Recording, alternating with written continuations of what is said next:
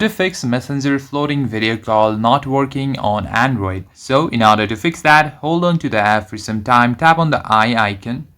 Now scroll down a bit and tap on appear on top. Now make sure that this button is turned on. Now head back. Now go to the permission section.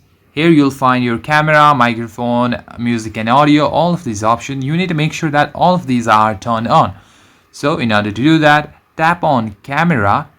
Now tap on allow only while using the app. Now repeat the same on microphone.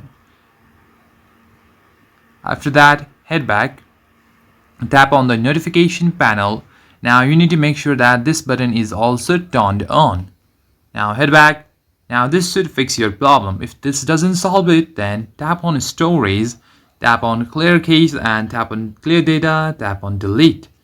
After that, tap on force stop and tap on OK and try re-logging in your Messenger app, and this should fix your problem. And that's it guys. Thank you for watching this video.